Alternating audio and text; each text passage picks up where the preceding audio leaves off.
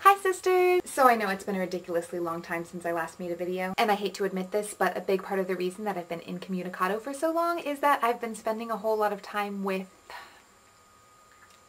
another sister, and her name is Thesis.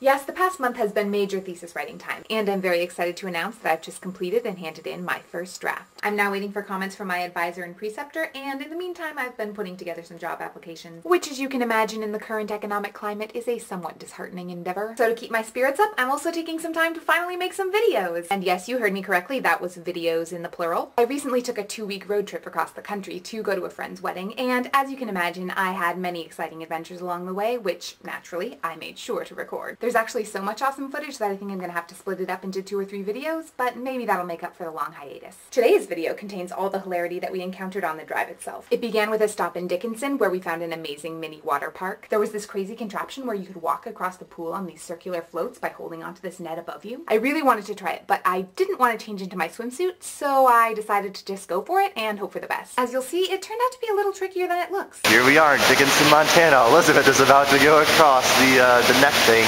If you need help, let me know.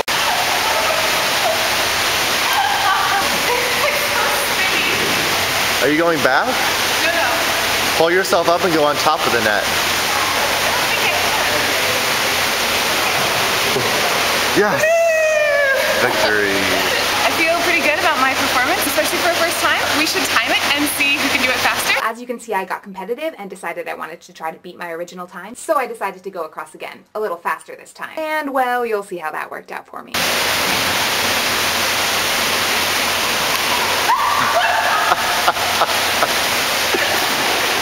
18. Alright, let's go in the pool again. You're already wet anyway. Come on, you have like 1 foot left. Oh, there she is. How was it in that water? Is it cold? It's not too cold. Was it worth it, do you think, in the end? I think it was worth it for the footage. But not for the experience itself?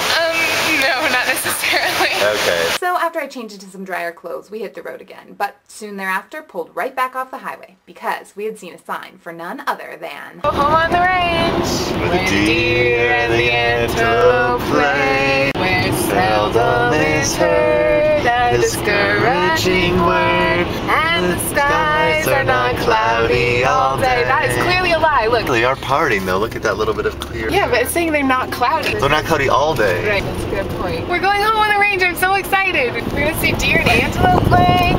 No one's gonna discourage us. Well, maybe they will, but only seldom.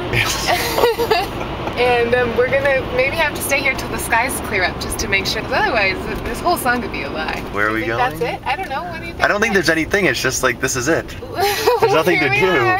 I don't think this was even the inspiration behind Home on the Range. I think they're trying to cash in on the song. Well, we stopped to check out the range, but didn't stay long enough to see if the skies ever cleared up. We didn't see any deer or antelope either, but I figure that's just because they were playing hide and seek. Anyway, the next stop was a historical marker commemorating a 19th century race across the mountains. The only problem was that the sign, though it laid out all the other details of the race, failed to clarify who had actually won it. So we decided to solve the mystery once and for all by reenacting it in miniature. Here we are at historic Bozeman Pass to reenact the epic race between John M. Bozeman and Jim Bridger. We're going to race up to the top of this mountain and determine once and for all whether the winner was Bridger or Bozeman. Ready?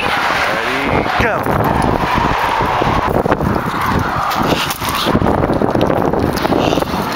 Pretty tired.